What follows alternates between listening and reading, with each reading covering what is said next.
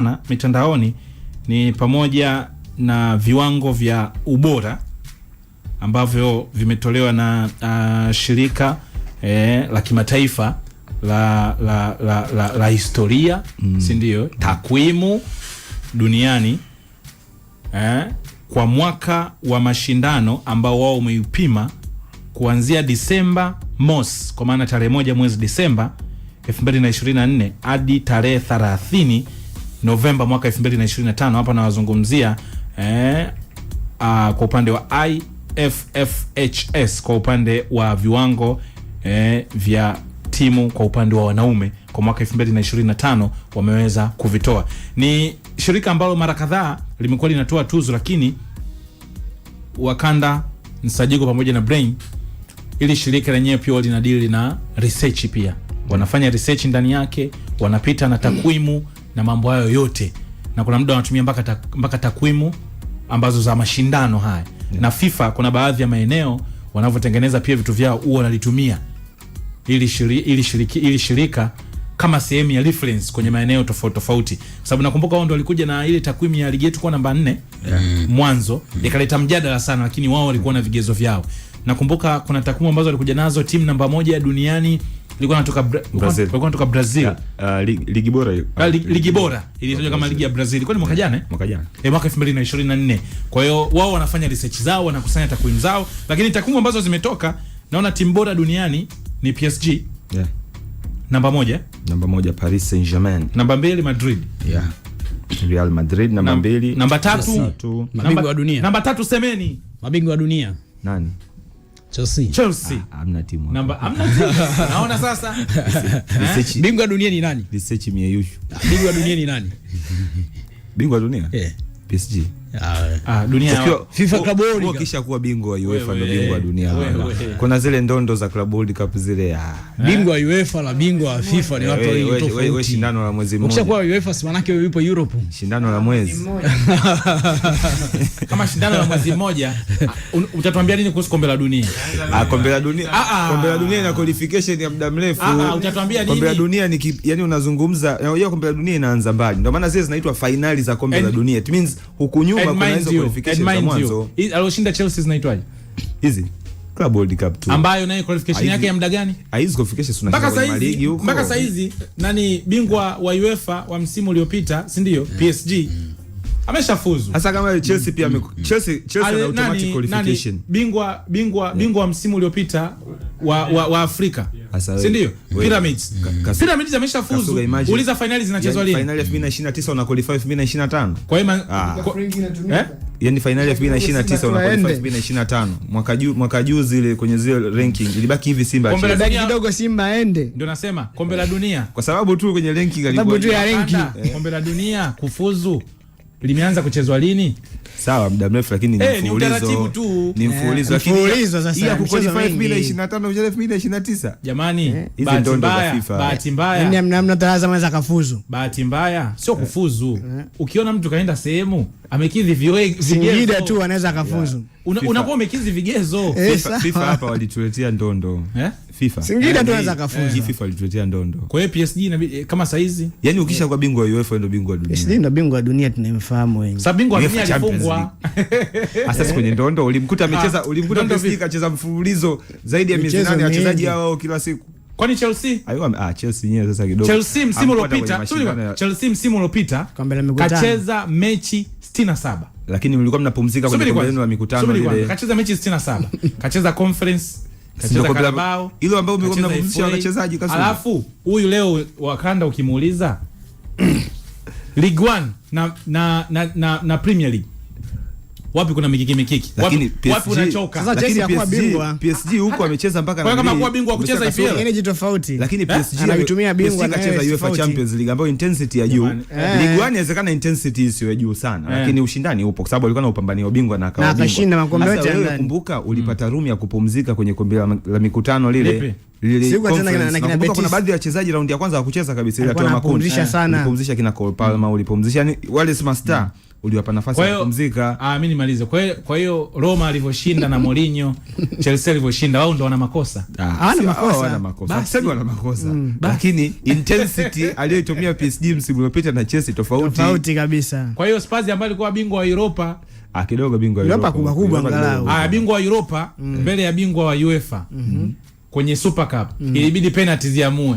Ndio. Sasa msimu ulipinduka. Kwa hiyo Spurs ni bora kuliko Chelsea. Msimu ulipinduka ambapo Spurs akaleta kocha mpya, akafanya maboresho. PSG ndio alikuwa ameshajitokea. PSG anacheza na Tottenham, wachezaji wengine wako likizo bado. Kama unakumbuka. Walipo mapumziko. Kwa hiyo Spurs alipumzika. Tuangalie sasa kwenye vigezo vyenu mnavyo twende Afrika. Njoo tuje nyumbani. Simba na Yanga kwenye hivi viwango nao wametajwa. Yanga yupo juu ya Simba na Yanga amepanda kutoka nafasi ya 197 kwa msimu uliopita, kwa za mwaka 2024 kwa rank zilizopita, na hivi sasa yupo nafasi ya 157 159 wakati Simba yeye alikuwa nafasi hiyo ya 159 na ameshuka mpaka nafasi ya 192. Sasa utatu unaweza kaanzia hapo. Wapi tena? Wapi? Kwa nini Yanga apande, kwa nini Simba ashuke?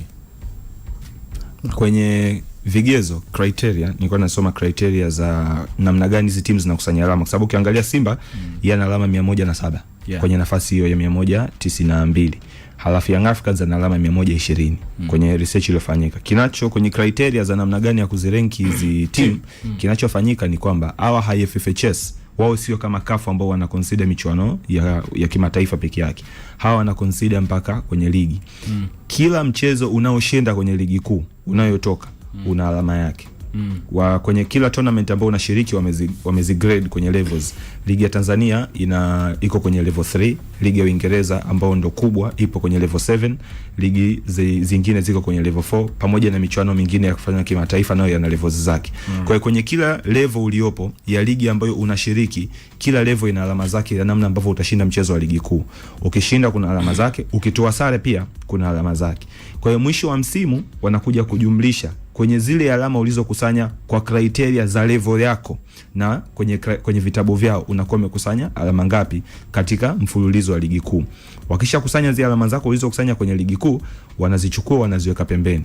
Wanaenda kwenye michuano mingine ambayo unashiriki, ikiwemo FA ya Tanzania. Wanaangalia katika michezo uliyoshinda na wenyewe ina level yake. Wanazikusanya zile alama ambazo umeshinda kwenye michezo ya level, wanazijumlisha wanaziweka pembeni. Wakimaliza hapo wanaenda kuangalia michuano ya kimataifa ambayo umeshiriki. Ukiwa umeshiriki michuano ya kimataifa ya Champions League, obviously itakuwa kwenye level ya juu kuliko anayeshiriki Confederation. Kwa hiyo yule anayeshiriki Champions League kwenye mfululizo wa michezo anayoshinda, zinachukuliwa alama, zinajumlishwa kwenye michezo aliyoshinda, kwenye michezo aliyotoa sare, zinajumlishwa amekusanya alama ngapi, halafu zinakuja kupigwa sum ya michuano yote, ligi kuu, FA pamoja na michuano iliyoshinda kwa kuzingatia zile levels. Mwisho wa siku unapata jumla yako. Anakuja mwingine kwa Simba ambaye alishiriki Confederation, naye hivyo itachukulia ile michezo aliyoshinda, itajumlishwa alama zake, itachukulia ile michezo aliyopata sare, itajumlishwa alama zake, zitakuja itapigwa sum ya michezo aliyoshinda na hizi sare, ukijumlisha unapata toto. Hiyo toto ndio inaenda kujumlishwa kwenye zile alama ambazo utakuwa umekusanya katika hicho kipindi kizima cha research. Kwa hiyo kilicho watenganisha Simba na Yanga, regardless mafanikio ya Simba kufika mpaka hatua ya mwisho ya finali kombe la shirikisho ni hizo levels na idadi ya michezo ambayo hawa watu wameshinda katika mfululizo wa huo mwaka ambao ulikuwa ndani ya research. Nimeuliza hilo swali kwa sababu Simba kwenye kushuka kwake, si ndio? Kwa sababu aliongeza kitu, alicheza finali ya kombe la shirikisho. Msimu uliopita alimaliza nafasi ya 3 kwenye ligi. Ya pili. Msimu ule wa nyuma yake. Kabla msimu juzi alimaliza nafasi ya 3. Lakini alionekana kuwa yupo juu. Msimu uliofuata kama hizo nafasi ya pili. Haya ni maeneo kwamba tumecheza finali. Si ndio? Tuli up game yetu. Finali ya kombe la shirikisho, ingawa point kwenye calculation inakuwa tofauti. Lakini pia tuka up game yetu. Tukamaliza wa pili na tukwa tofauti ya alama 4. Maana sisi kwenye kukusanya alama kati yetu na Yanga, unaweza kusema gap ilikuwa kubwa sana. Lakini pia tulifanikiwa kufika finali kombe la shirikisho. Huku kwenye FA Simba itolewa nusu na Singida. Si ndio? Labda Yanga kafika. Ndio nikasema kwa nini Simba ameshuka nafasi ngapi? Toka 159 mpaka 192. kama 30 na kitu hivi, si ndio? Yes. Nafasi kama 30 na kitu. Ingawa tunakubali kwamba kama 33 hivi. Ingawa tunakubali kwamba kwenye kushuka inawezekana kuna watu ambao wameapia ambao wameweza kusogea. Ndio nikasema Yanga kwa nafasi yake tunasema kapanda kutoka 197 mpaka 159 mpaka 159, si ndio? 97 kama nafasi 10 na kitu hivi, si ndio? 197 mpaka 159 kama 30 na kitu, 30 na kitu, 150 159 ambayo yupo hivi sasa kutoka 197. 190 hiyo 190. Yes, kama nafasi 38. Kwa hiyo ndio maana nasema hili gap unaweza ukaona kwamba akisema bwana kwa Afrika, Young Africans kwenye rank za Afrika nilikuwa nastafuta hapa mpaka dakika hii kwa sijazipata. Yanga wa 7. Yanga wa 7, Simba wa 11. Simba wa 11. Bwana hawa sio kafu, sawa bwana. Huku inafanyika research, yani huku kuna hesabu zake. Huku haijalishi umefika hatua gani, yani kwamba ile kwa standard. Kuna vitu vya ziada. Kinachokuja kumata ni umeshinda michezo mingapi katika hiyo michuano, umetoa sare michezo mingapi katika hiyo michuano. Ukija kuangalia kwa mfano, unaweza ukao umeishia hatua ya makundi ya Champions League, lakini ukao umeshinda labda michezo mitatu, ukao na alama zako 9 ambazo inawezekana zisikuvushe kwenda robo, lakini katika michezo hiyo mitatu pia ulikuwa umepoteza labda mitatu. Kwa unajumlisha ile mitatu katika hadhi ama level ya hiyo michuano ilipo, na hizi alama zinakuja kujumlishwa na alama za ligi, kwa sababu ligi ya Africans hajapoteza michezo mingi ukilinganisha na Simba.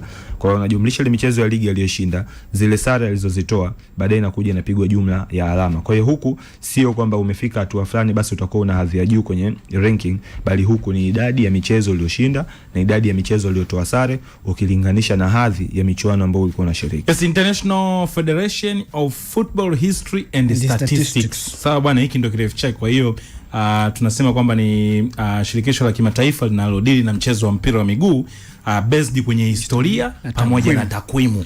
Historia na takwimu.